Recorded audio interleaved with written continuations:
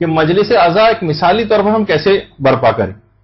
تو سب سے پہلے تو دیکھیے کوشش کریں کہ بعض اوقات جو اشتہار مجلس ہوتا ہے نا، اخبار وغیرہ کی بات نہیں کر رہا، اخبار میں ہو تو بھی ٹھیک ہے، لیکن عام طور پہ جو پمفلٹ ٹائپ کا جو آپ لوگ فوٹو کاپی کروا کے یا پرنٹ کروا کے تقسیم کرواتے ہیں، اس کے اندر کوشش کریں کہ ایسی احادیث اخلاقی، ایسے امر بالمعروف پہ مشتمل احادیث وہ آپ اس پروگرام کے ساتھ جو مجلس کا ہے پورا اس میں لکھوا کے، تاکہ اشتہار مجلس سے ہی مقصد امام حسین شروع ہو جائے.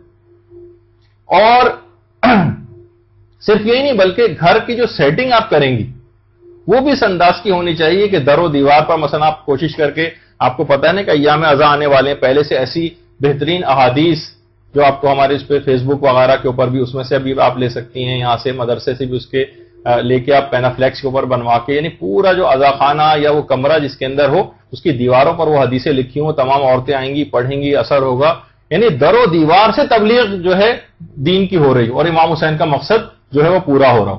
اور اگر کوئی یہ کروانا مشکل ہے، پیسوں وغیرہ کوئی مسئلہ ہے، تو آپ خود بھی کوئی بڑے کاغذ لے لیں، اس کے اوپر اچھا سا خوش خط جو ہے مارکر وغیرہ سے وہ احادیث یا قرآنی آیات لکھ کر کے جس سے لوگوں کی کردار سازی ہو، وہ لکھ کر اپنے گھروں پر اس انداز سے لگائیں تاکہ مقصد امام حسین در و دیوار سے ہی جھلکنے لگے.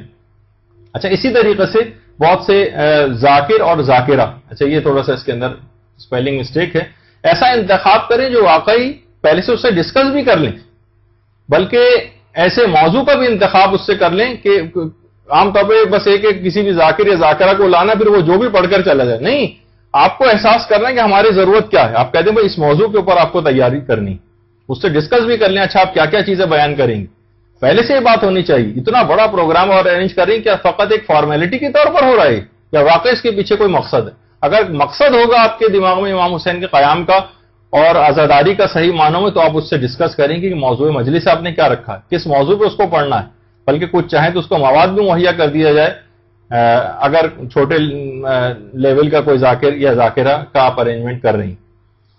تو ہاں اگر کوئی عالم آ رہا ہے جو کہ پریفریبل ہے، تو عالم کو تو آپ 2-3 سوالات بھی جو مورد ابتلا پہلے سے پرچے کو پر لکھ کے دے دیں کہ مجلس کو شروع ہونے سے پہلے آپ چند ایک سوالات کا، فقہی سوالوں کا بھی جواب دے دیجیے، پھر اس کے بعد مجلس شروع ہو جائے تاکہ لوگوں کی معلومات میں کچھ تو اضافہ ہو. اچھا، اسی طریقے سے ایسے اصلاحی موضوعات اس کے اندر.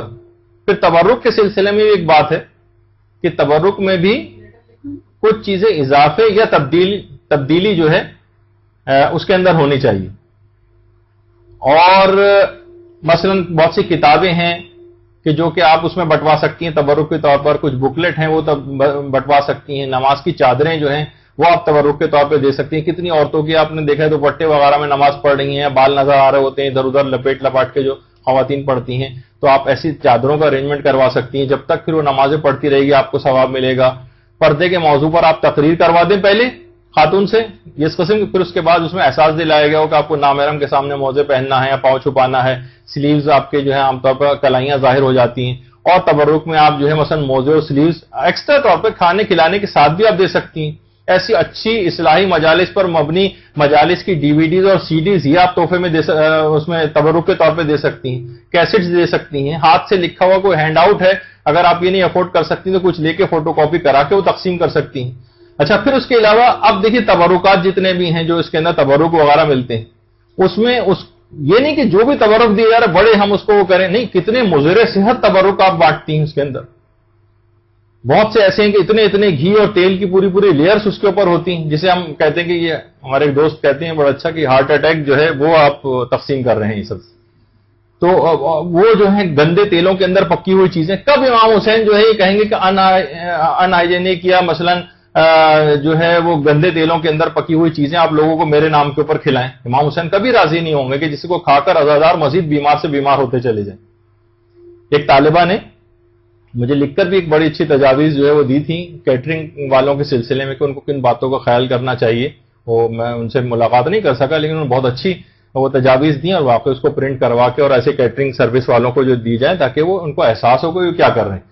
ہاں اگر آپ کو بہت زیادہ اس کا احساس ہے کھلانے پلانے کا اور یہ آپ کرنا چاہتے ہیں تو ٹھیک ہے، پھر ان کو اچھا تیل مہیا کریں، اپنی نگرانی میں ان سے جو ہے وہ بنوائیں. کوشش یہ کریں کہ کسی مومن سے ہی جو ہے یہ تمام چیزیں پکوائیں بنسبت ہی کہ یعنی جو دشمنان اہل بیت ہیں بعض اوقات ان سے یہ سب چیزیں کروائی جاتی ہیں، ان کو مالی فائدہ پہنچایا جاتا ہے، اپنے افراد ان کو گائیڈ کریں کہ تم کو وضو کر کے اچھا بسم اللہ پڑھ کر اور ہم اچھی چیزیں پرووائڈ کریں گے تاکہ مومنین کے جو صحت اس سے خراب نہ ہو. کوشش کریں کہ تبرکات کو سادہ رکھیں، یعنی بہت زیادہ روغنی اور جو ان کی صحت کو نقصان پہنچانے والی چیزیں یہ نہ ہوں اس کے اندر.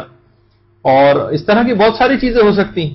اسی طرح سے یہ بھی ہونا چاہیے کہ مجالس اعضاء میں جو بھی ذاکر یا ذاکرہ اس سے پہلے 10 منٹ کا کسی بھی بچے سے آپ یہ کہیں کہ وہ بھی وہاں پر آ کر کچھ مجلس وغیرہ جو ہے وہ پڑھ لے تاکہ ان کی بھی پریکٹس ہو جائے. تو اس طرح سے بہت ساری دیکھیے چیزیں ایسی ہیں. تو یہ تمام چیزیں ایسی ہیں کہ جس سے لوگوں کی تربیت ہوتی. اور امام خمینی کا بڑا اچھا جملہ ہے کہ اسلام کو جس چیز نے سب سے زیادہ نقصان پہنچایا ہے وہ تربیت کا فقدان. سب سے زیادہ نقصان جس چیز نے پہنچایا ہے.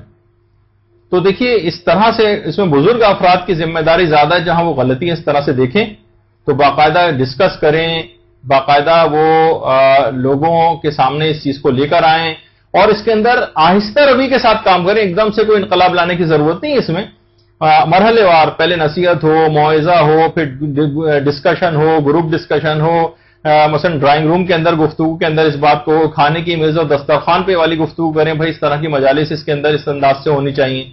تو کیا ہوگا کہ اس سے ہٹ دھرمی میں بھی اضافہ نہیں ہوگا. البتہ یہ کہ پھر بزرگ حضرات اس میں زیادہ بولیں. بعض اوقات اس طرح کی چیزوں میں ذرا جو ہے برا بھلا سننا پڑ جاتا ہے تو استقامت دکھانی ہوتی. تو بہرحال اب کوشش یہ کریں. ایک اور چیز کے بھی 2 مہینہ 8 دن محرم رہے گا. بس آخری جملے ہیں. 2 مہینہ 8 دن محرم رہے گا. آپ کیلنڈر کے اوپر باقاعدہ مارک کریں. کیلنڈر کے اوپر آپ باقاعدہ مارک کریں کہ میں ایک ایک اخلاقی برائی کو آہستہ آہستہ اپنے اندر سے نکالوں گی اور ایک نہ ایک اخلاقی صفت کا اضافہ کرتی جاؤں گی. باقاعدہ 2 مہینہ 8 دن کی پورا آپ کے پاس ایک چارٹ ہونا چاہیے. پھر کہا جائے گا کہ آپ نے واقعی صحیح طور پر استقبال محرم کے سلسلے میں کام کیا ہے.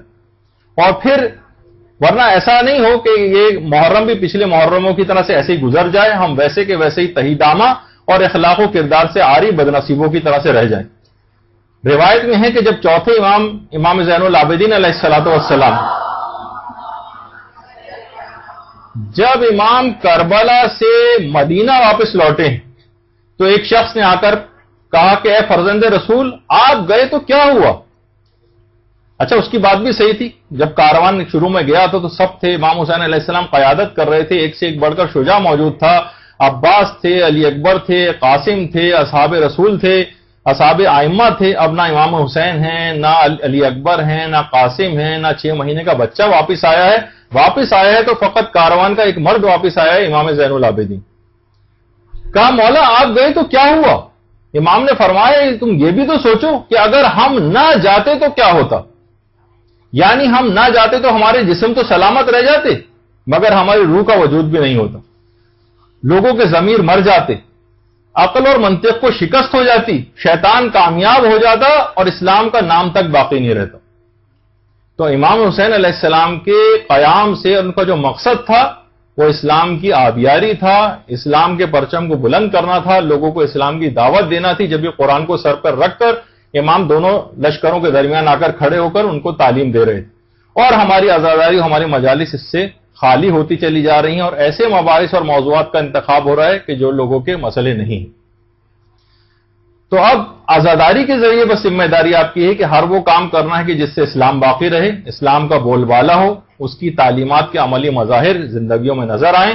اگر ایسا ہوگا تو پھر واقعتاً ہم کہیں گے کہ اس محرم کا صحیح معنوں میں استقبال ہو سکے گا اور ہم امام زمانہ کے سامنے کچھ کر ان کی خدمت میں پیش کرنے کے قابل ہو سکے.